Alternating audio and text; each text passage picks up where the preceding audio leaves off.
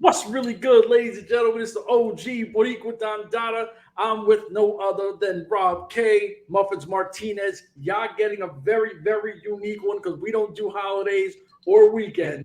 And today is Monday. We'll drop this tomorrow, I think. So listen, MLW Fury Road, right?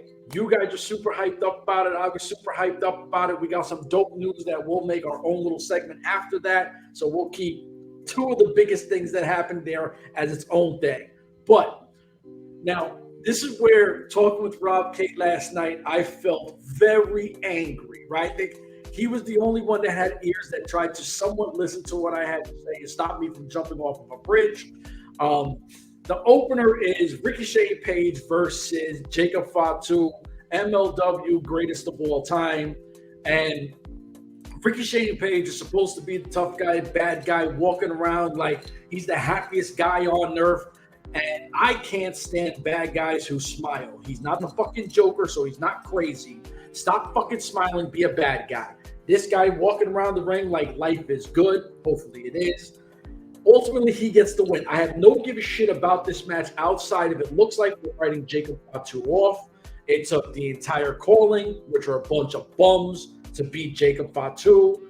And, I mean, right now, the calling is holding tag team belts, middleweight belt, national openweight belts. They're holding everything. And two guys are double champs.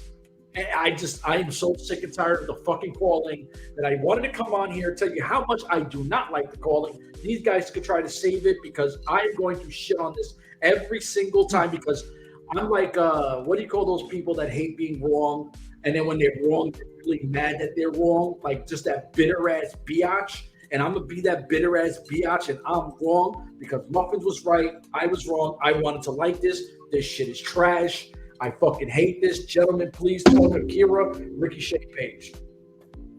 I will say, like, look at this positive. Like, one, I am a fan of the quote unquote garbage wrestling. So I am all for the stupid wrestling, the stupid weapons, blood all over the place. Like, I am down with this.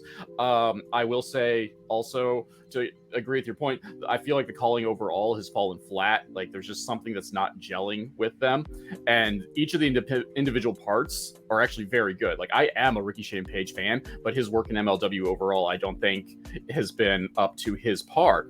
Though I will say, last night was one of his better outings, but I think that was just some of the psychology he brought to the match itself. Like, going after Fatu's foot, I thought was very interesting. And he went after it in slightly different ways as well. And you don't see that a whole lot for someone against someone who's barefoot. Like, people just forget, like, he's barefoot and choose not to go after a weak spot, which should be the feet. But overall, I didn't mind the match overall. I'm not a fan of the calling holding all the belts, or at least holding all the belts in the way they are, just because I am not a fan overall of double champions. I feel that kind of hurts your divisions when you have a double champ like that. And also then, like, where do you go with it? Because the calling is running roughshod, but they're not really. Like, they're controlled attacks. And controlled being the term loosely, but as a whole, like, yeah, I mean, the match itself was fine. I love the stupid weird stuff. I'm disappointed though that that Ricochet Page got thrown in the exploding box and he survived it. Like, I felt like especially if this is going to be the end of Fatu, they should have, like, blown Fatu's head off in the box and wrote him off similarly as they did Mads Kruger. But yeah, overall, I'm not a big fan of the title change, but at least if this is the end of Fatu and MLW for the time being, I mean, at least he had the opportunity to put it over in a big match. So yeah, wait, Muffins, give me 1 second because I want to ask Rob because I think Rob might understand this better if I ask him because I kind of throw things at him a lot in the chat. I wanted to like this because I thought it might be some kind of cinematic, kind of like Impact Wrestling's Decay meets Texas Chainsaw Massacre, right? Like, if that kind of makes sense, that crazy in-house things, but we get no kind of real promos really that they're back there. They're not really attacking anyone, like you said. It's not even like the whole crew just comes out and beats somebody up. There's nothing to this that says this is the baddest group in MLW. And then giving them all the gold you had Contra Unit, who I'm extremely biased with, where you had Davari, the Iranian super soldier, you had Simon Gotch, Jacob Fatu, you had so many guys that were on a higher level that you didn't even do this for them. And then you do this for the calling with less production. So it kind of like, I don't get it.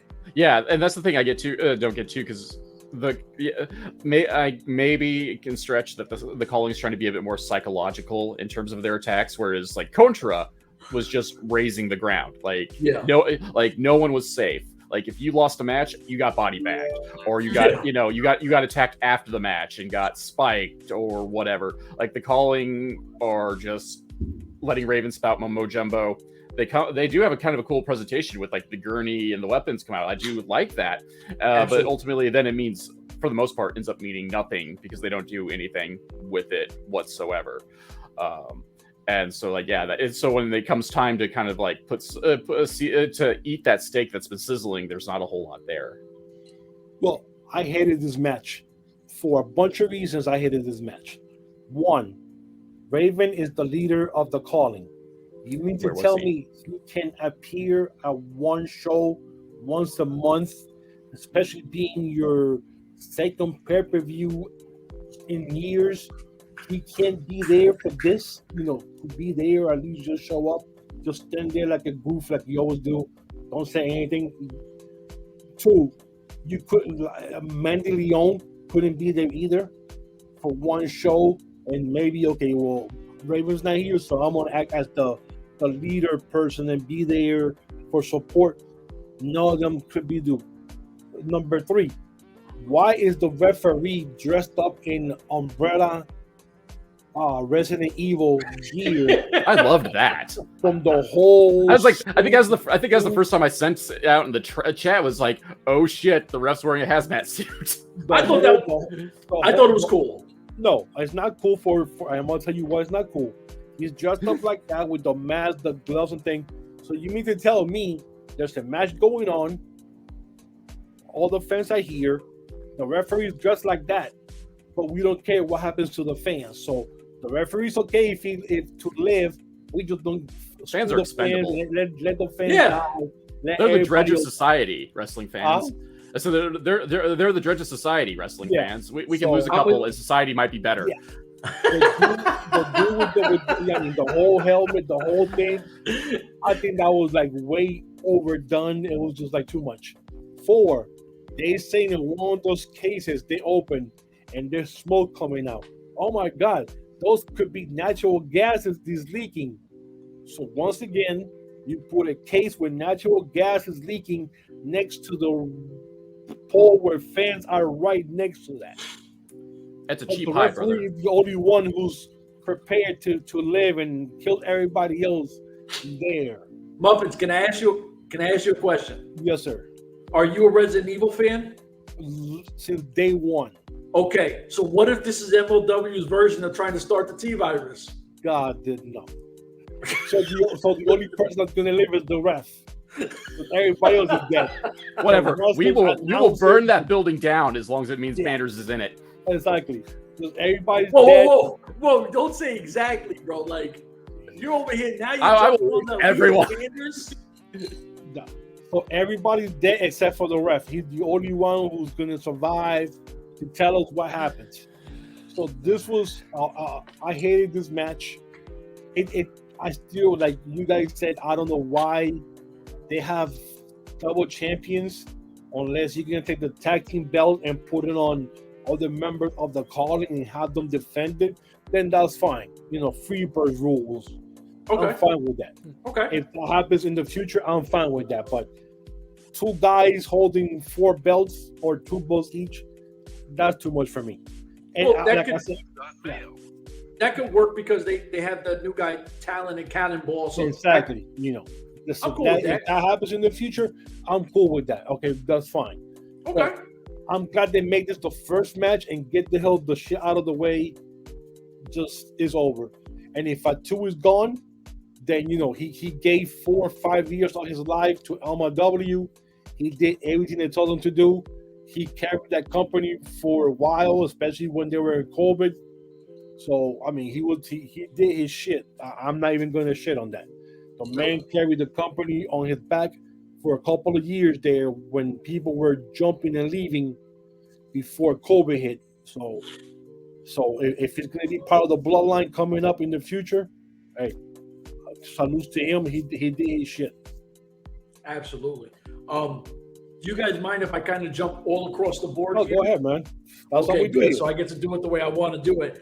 Becca versus Maki Ito, right? Yes. I have to go here because we were all really excited for this, and I think we all it overachieved what we thought. Like I thought it would be here, and it went here, right? Like so, watching these two battle out, watching the chemistry, just everything that we think Becca could be, she showcased last night. And Maki Ito, we know what she's going to bring. We know how great she is. These two put on a clinic of how to tell a story, right? Like, I love this match. Becca she took her shit to another level. I can't wait for Becca versus EXO. Gonna be dope. Maki Ito, I hope this isn't the last time we see her in an MLW ring because what she did is nothing short of absolutely amazing. Both these women kill it. Rob went 6 for 6. I'll throw it out there. There you go, Rob. We throw it out there. But he called Becca. I wanted Maki Ito. I admit to being biased. I want Maki to win. But well, yeah. It made sense to Becca because she's going to be going up against EXO. But nobody felt like a loser in this match, and we all felt like winners fans. Bro, when Becca said and stopped before the match started and said, "We're going to have a sing-off," I was like, "Oh my God, my dream just came true." We're going to have a sing-off. They made my dreams a reality. And when Maki started to sing, she hits us like, "Oh, come on, dude, don't take this away from me." This is what I really, really, really, really wanted to happen. Unfortunately, we are fans of wrestling. We know that Becca was going to win because it furthers the storyline with Delmi. But for a while, I thought Maki might have get the win, and then they could have done this like a 3-way in the future. But Maki did the job that she was brought in to do. Yes. Make Becca look good. And Becca looked good. This lady's work. She started this gimmick of the singing gimmick. Like Kane said, she gets it. Yep. She's making this her own thing. This is my thing. She came out singing. She sounded good. I went to Spotify. I was holding Spotify to the Sam to the you gotta TV stop to find out what song that was because I wanted to download it and then it stopped working. So for some reason I can't find the single. But Becca did what she was supposed to do. Every time she comes and has a match on MLW, she keeps looking better and better. And that maneuver, that 450 shoot, whatever. Nuts. She nails that every single time, and she always looks good doing that damn move. And I forgot the name of it, the ending or whatever. I don't know what the name of the maneuver I don't remember how finish ending. You know what is Rob K? The name? I can't remember. Okay. I'm terrible, so I'm a guy who just writes down the real name of the move in my notes most of the time. She looks like a star, and to be honest with you, I wouldn't doubt it. I hope it doesn't happen. But I wouldn't doubt it if at the next time she faces Delmi, she beats Delmi for the featherweight. That quick? I hope not. I wouldn't doubt it. So, all right. So before Rob can transition in, right? Do you think Becca is the greatest singing talent in wrestling history? Like gimmick-wise? Right now, bro, hands down. Whoa. No. Hold on. Jay still exists, brother. I will say she's just a tad under. What's her name? The great Sherry Martel when she sang "I'm a Sexy Boy" song for Shawn Michaels. and we know he's cute. Legendary. I'm a sexy boy. Legendary. For I prefer her follow-up. I'm a sexy Kurt. Yeah, and then when Shawn Michaels turned on her, he started singing the song instead. So I will put her under the great Sherry Martel. I'm a sexy boy. She's under that. She cannot pass Sherry Martel. She has to stay under. I am not besmirching. I said I'm not besmirching the name of Sherry Martel, so I will let Sherry have number one. Okay, Sherry Martel. No way hell nobody goes over Sherry Martel. I'm a sexy boy song. Period. So she's under that. She's like one beat, I will say. Okay. The second best in today's age is her Becca right now. 2023 is Becca, nobody else. No one else. But Sherry Martel has the mantle for sexy boy. Okay. There we go. But yeah, as I've said before, I'll say it right now, and I'll say it when Confusion drops this here Friday. I don't know how I could stand any harder for this match. I love both competitors. I know Maki gets a lot of heat online just because of her like attire and how she does do some of the commentary stuff, the cursing and whatnot. People kind of like flack on that, which I will say the biggest surprise of this match is the decided lack of profanity. There was not one F-bomb dropped on the mic, and I was surprised. Yes. Like that's like her greeting in America. Also, a lot of people don't like her. They don't like the swearing, and they don't like that she's dressed, as they put it, like a Japanese schoolgirl, even though she's not really dressed like a Japanese schoolgirl. The color of the group, right? Like her she's a J-pop. Yeah. Star. And so people like ignore that, ignore her actual wrestling ability to shit on the package, ignoring that like she can go. And she's really good at connecting with the crowd. Obviously, Becca, we can't say enough good things about. Like I said it before, and I'll say it again right now. Going with this theme, like Court Bauer needs to lock her down because she's blowing up right now. Like she's doing incredible work in Beyond and some of the other Northeast independents, and she's really getting a name to her right now and getting some actual critical acclaim. So Court needs to lock her down right now because she's skyrocketing, and she's gonna sign a real lockdown contract next year, within the next year, if Court doesn't lock her down now. But yeah, the match was great.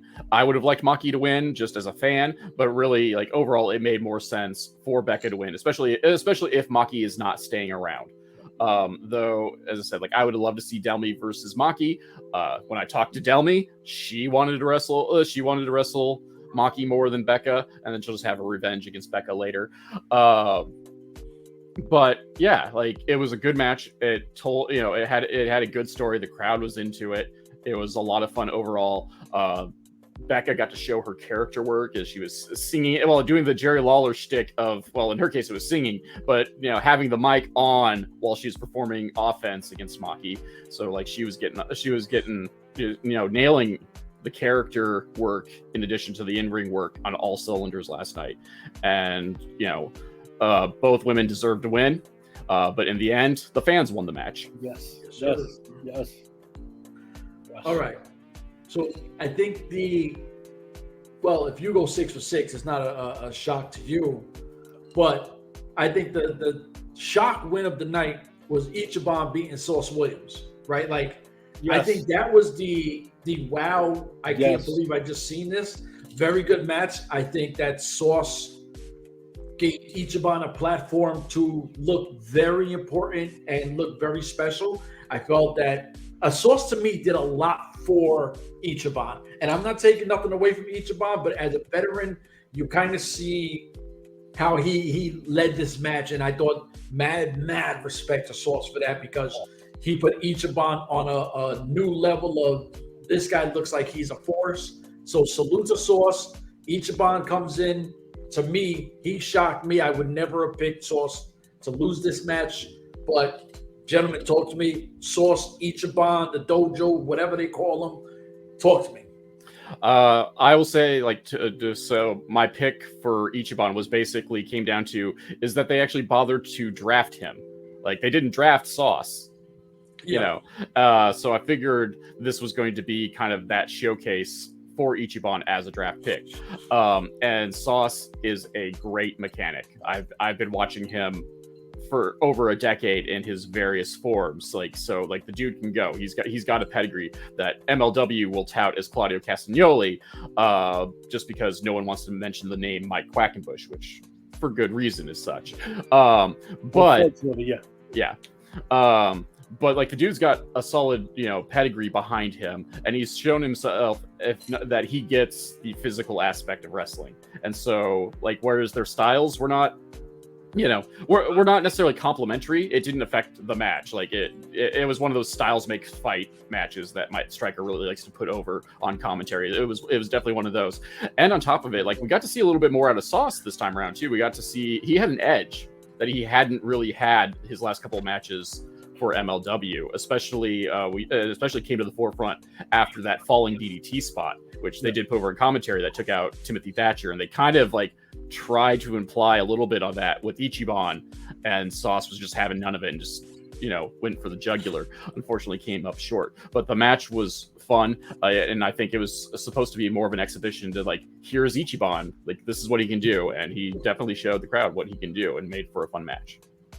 Yeah, I was shocked that Sauce lost to Ichiban, but when Rob K just mentioned, he was mentioned as a draft pick, so then my mind headed into that. So okay, I see why Ichiban won, but I did not expect Ichiban to win. I was going with Sauce the whole way, and it's amazing how MLW has Tracy Williams and Tony Deppen as guys that they come in just once a month for these shows and still haven't signed them to specific contracts, because those guys, when they wrestle in the shows, they murder it. Their matches hit. If whatever job they're brought into, that job is done. They made their money, and you have to give them a little extra due. I wasn't expecting this from you. You have an extra bonus because you took it more and you did your job. But it made Ichiban look good. And when I went on Twitter and I said, with this win, I wouldn't be surprised if the next year Ichiban becomes the Rookie of the Year for 2024 in MLW. I mean, this is a stepping stone right here. That's a humongous win, going on someone of Sauce Williams, pedigree, to get a win like that, and then clean, real crisp match. You can't get mad at that. I was wow. I'm going to transition into Deppen and Kushida next, because we were talking about both of them. Yes. But both of these guys, like you said, it makes no sense that they're not signed when every single time they've had a match, we've had nothing but high praise about, and they have murdered it every single time. Doesn't matter who they've went against. These guys have showed out. We belong here. This is where we should be. Now I'll jump into Kushida Deppen. Now this one, I think everybody kind of figured Kushida would win, right? I was actually on the fence, to be honest with you, on this one. Really? Yes. Well, I'm thinking Japan, one off. But I try to tell you this is not a one-off. I try to tell you this was working into something going. See, this is where I like when I'm right. This is when I like when I'm right. There's something more into this than what the eyes were seeing. So Kushida comes down. He's like the Marty McFly of wrestling. One of the coolest characters ever. I love Back to the Future. This is super dope. Rob, I know Rob talked about it. Muffins talked about it on the previous one where we were talking about how great this match was going to be. Before we know, as advertised, if this was an infomercial, we'd be trying to sell you the greatest thing, right? We told you how great the product was. Then we get to fucking showcase it and say, look, we told you this was going to be that. That was this match. To me, this was match of the night over everything. I thought both of these guys took this shit to another level. We knew what Deppen was going to do. We knew what Kushida was going to do. And they executed it to me flawlessly. Yes. Kushida goes over. We do have some news that we will talk about on another segue to something else. But Kushida comes out. He shines. New Japan. You've seen on Impact Wrestling. He's kind of making his way. I think he was on AEW as well, right? I think Kushida was on AEW. I have no clue. Yeah, I don't remember him popping up in AEW. It wouldn't surprise me. But he spent a couple of years in NXT as well. Yep. All right, so Yeah, wasted a couple of years in NXT. Yeah. So in 2 weeks, Cocaine Khan might have him in AEW as well. So listen, we have an MLW. The guy shines. I don't know if he did tapings or this was just the one match. Hopefully we hear more because I don't do spoilers thing. Yeah. But listen, gentlemen, talk to me because we're really excited about this match. Yeah, Deppen, Kushida, it was match. It did what it was supposed to do. Like I said, I was surprised also that Kushida won just because I was thinking that, okay, he's here for a one-off. Deppen is going to be here doing more matches probably next month. So I'm thinking, well, maybe they give Deppen the win. Nope, that didn't happen that way. Kushida won. I said, okay. Which furthers more going forward partnership with New Japan Wrestling. You want to keep them happy, so like Kushida win definitely makes them happy. They don't want basically, if you are using New Japan Wrestling wrestlers, there's a guidebook that says what not to do, like Impact did. That's Yes. number one on the list. Do not treat New Japan wrestlers like Impact did back in the mid 20-something tens with the Rainmaker. We cannot let this happen. So we got the guidebook. That's the number one rule that everybody sees in the locker room when the Japanese wrestlers coming over. So It's right next to the no smoking sign. Yes, do not screw like Impact did them, and then they had to suffer. We already know those stories, but yeah. Hopefully, we know who's coming next month, and like you said, we'll talk about it later. I'm happy about that. I'm happy about this match. I was happy about the whole pay-per-view after the first match. Take the first match out, and I would have given it an A+. See, I figured Kushida would win just because it was Deppen, and no offense intended to him, but like right now in the MLW pecking order, he's still pretty low overall. Yeah. And so like even if this was say a one-off, like total one-off, like I still would have given Kushida the win just because it was Deppen and he's near the bottom of the totem pole. No matter how awesome as a worker he is, he just in MLW he hasn't picked up enough wins to be taking out a Kushida quite yet. But that being said, I am all in on Tony Deppen, rising up the ranks of MLW. Him and Sauce are both very good mechanics. So unfortunately, like that might put them in the role. They might be stuck in the role they're at now just because they will get a good match out of a broom if necessary. And sometimes, and that's a blessing and a curse for a lot of workers. Sometimes if you're too easy to work with, you just kind of get bypassed because you make everybody else so much better, and you don't always get that proper shine to yourself. But yeah, like we knew this match was going to be great going into it. Deppen can work, and he's really like compared to his last match in MLW, like he really let his personality come out this time, and he really like amped up the crowd shtick to go along with it. Kushida, like if I don't know what I could say about him that. One, we haven't said already, or two, you didn't already expect to happen. Like Kushida and bad match are not things that are usually used in the same sentence unless you throw in the word there, like cannot have or something of the like. But yeah, so like this was a great match, and like it had its ups and downs. I mean, Deppen did look like he could win at any moment at a handful of points, which I will say for the entirety of this card, like despite my picks, like they had me biting my nails a handful of times in several matches in terms of keeping my pristine pick record, which will never happen again, by the way. I got lucky on that. But yeah, no, it was arguably the match of the night. All right. And it definitely was from at least pure wrestling aspect. Yeah. There you go. All right. So I want to go into, I was going to say woo-woo, Matt Cardona versus Dirty Feet, Mance Warner, which was one of the weirdest segments that I've seen where he had his dirty feet all over versus the guy who was talking about he gets manis and petties and it won't be a big deal. Matt Cardona has been winning me over little by little by little by little. And then we get a match finally, Matt Cardona in MLW. And to me, this was a statement match. This goes, okay, all the hype that's around Matt Cardona, this is what the hype is. We know what Mance is going to bring. We love Mance. If you're an MLW fan and you don't like Mance Warner, you're probably not an MLW fan because the guy has done nothing but been great ever since he's been there. Obviously, we know who took the L, and Rob goes 6 for 6. So, Rob, on this one, you go first because you called 6 for 6, and jump in. Okay, I'm going to play spoiler on this one. The reason I got 6 for 6 because of this match was because a new little source popped up and told me that Cardona was actually working like the tapings themselves, like in ring. So I figured if he's going to stick around for a bit, they'll give him the win because like, I mean, don't get me wrong, he would be willing to eat shit and go, but if he's staying, give him that win so you justify kind of like the name value that he has. And again, he's a number 2 draft pick.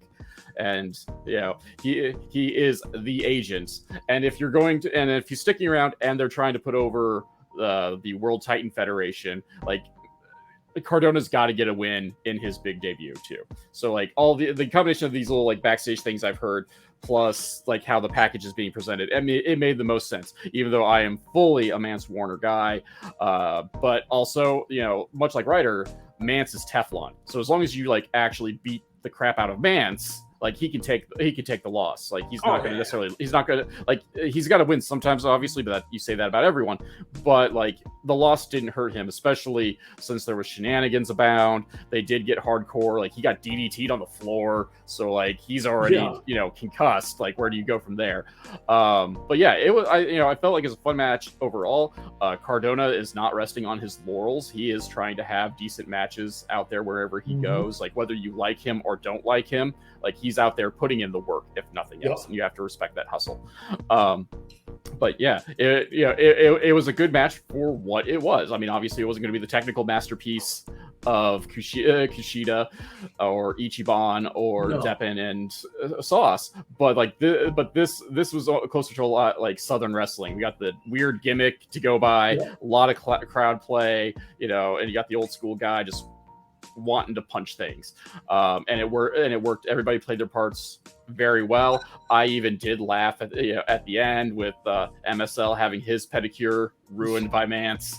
Though I hope Mance got a bonus for biting MSL's feet, and not just because it's MSL, but just like me, like just the thought of actually biting someone's foot in general, like doesn't do. Not a foot guy. It's kind of nasty. I am not Gene Snitsky.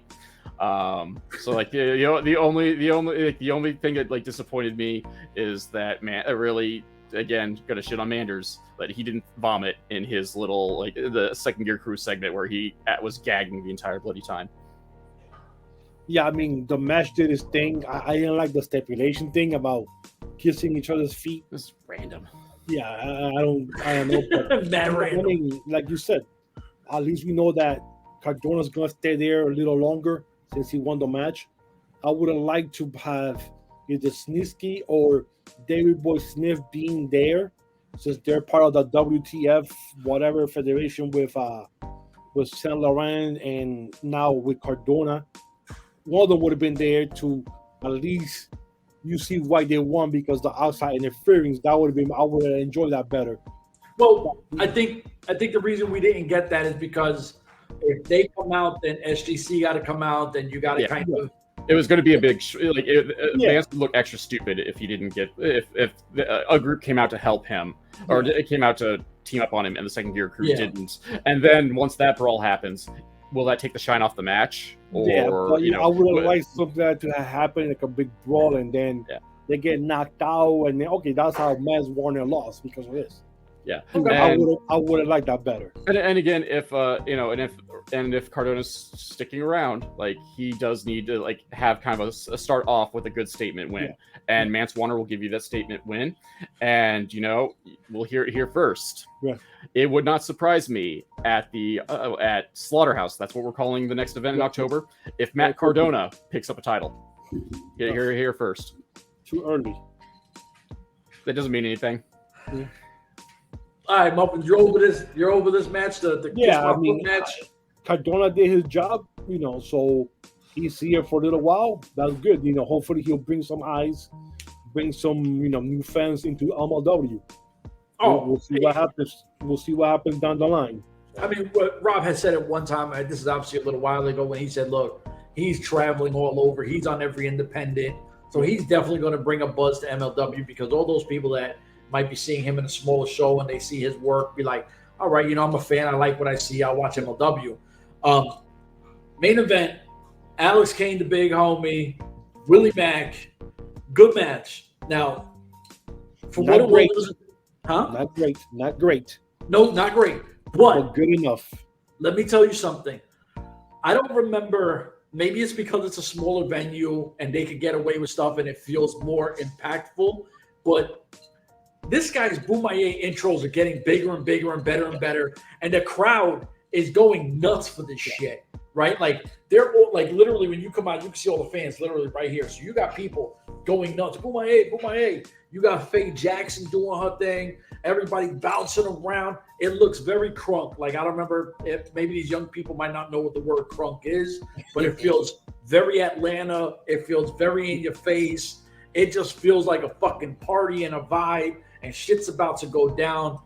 I love everything about what Alex Kane is doing with Bomaye Fight Club. He's trying to build it in the vision he wants, and we're seeing it, which is really cool that Court is allowing his vision to be what it is. I think it's great for MLW because it's showing our heavyweight champ is this guy. You know what I mean? Unlike a lot of other guys who might not be able to talk, or you want him just be a big diesel guy or two just one-sided.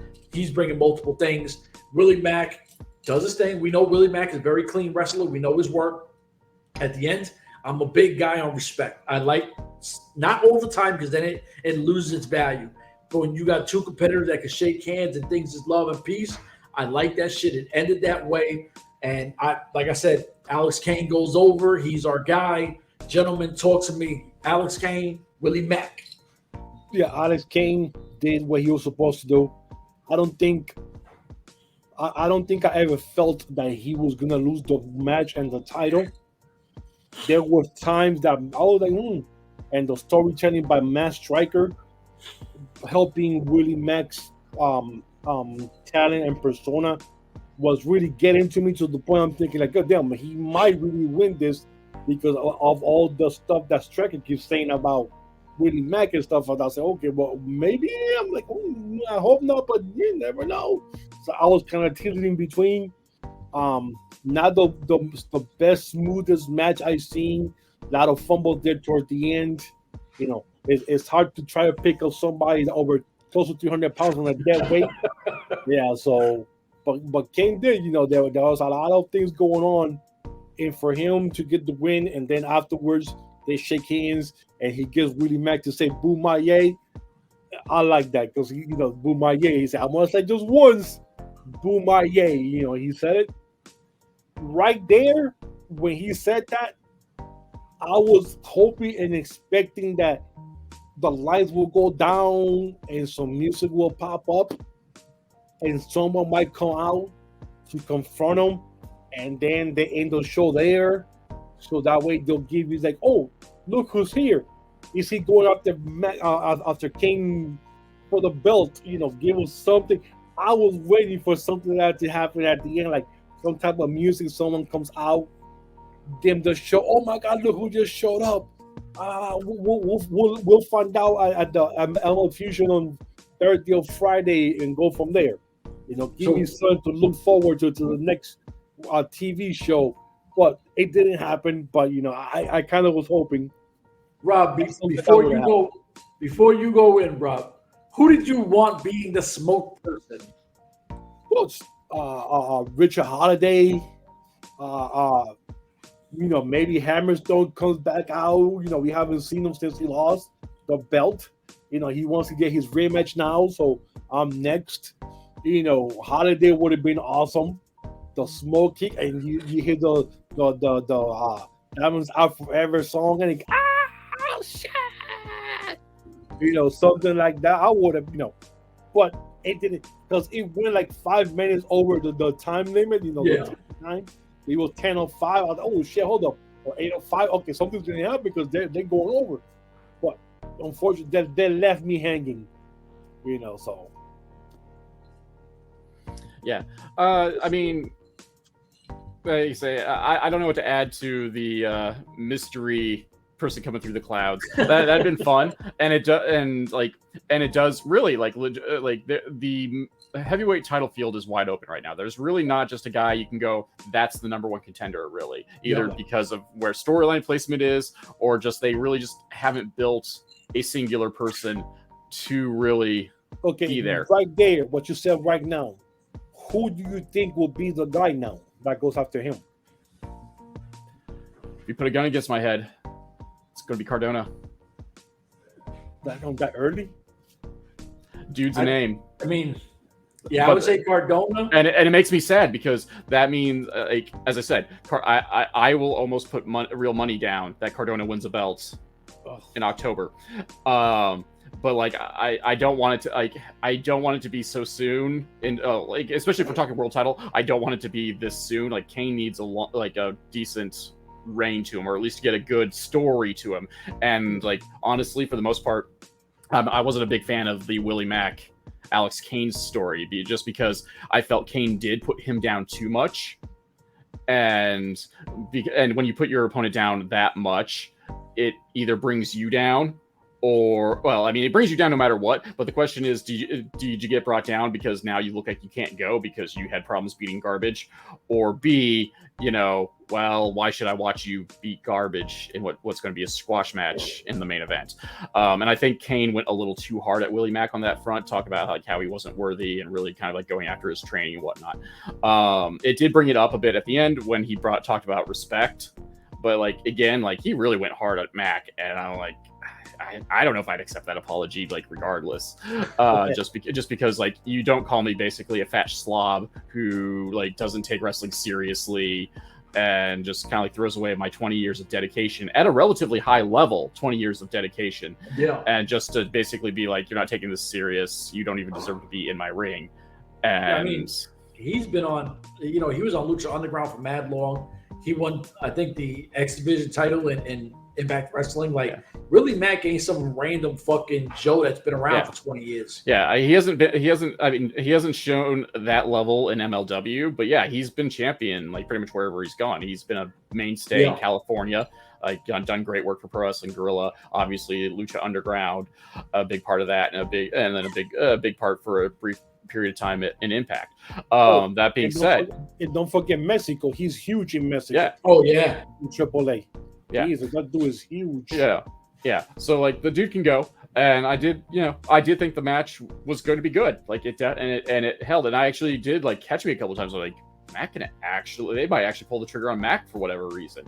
And they didn't, and which is probably for the best overall. But like they gave those hope spots, and Mack looked like he could have pulled it off at a couple times. If nothing else, we could blame the referee because the referee bobbled a couple like big times too. And Matt Stryker even called it out at the end. Like that ending. Like I questioned that ending. So did he that arm actually drop the third time? I don't think so. That was stopped and then went down, and I was like, that's.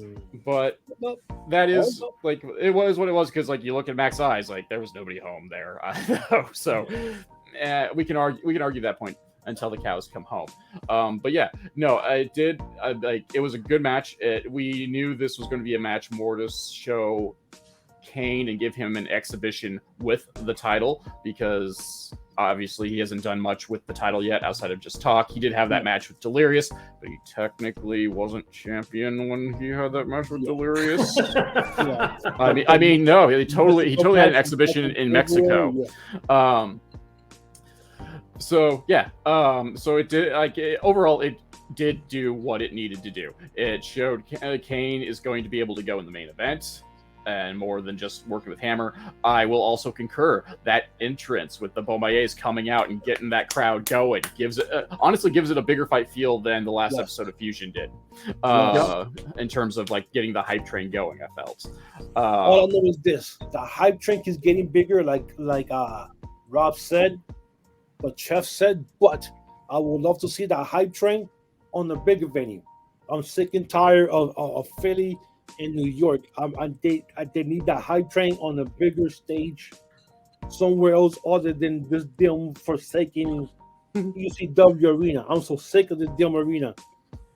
Every place is using the same place. Everything is the same people. just so tired of it. And also, if I can throw into the Debbie Downer train on that front too. Speaking of people that we can't bring in just for one night, what's a Don King? Come on, man. You got to lay off with Don King. What's your beef with Don? He's 9,000 years old. I don't have a beef with him. I have a beef with MLW for dragging him out and then not doing anything with him. I mean, Jorge wants to kill him. Well, see, there you go. Like what are you coming at me for when I have not wished death upon them yet? Me neither. I'm just watching TMZ every week just in case. But I'm just saying, like we gave. Like we referenced, like Raven can't come in. Like we can't have like a 15-second Don King blurb putting over like how good Kane is or how proud of Kane he is. Like, yes, they referenced him on Fusion with like, oh, Don King got you a watch. Don King cleared out this restaurant for you. It would be cool if he actually says something now that get him to say something. Well, I'm proud of Kane for beating Mac. Now no one can defeat him. Blah blah blah. Bomaye.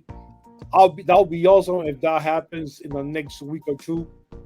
Then okay, Dan King is still here. Okay, somebody that big is saying something.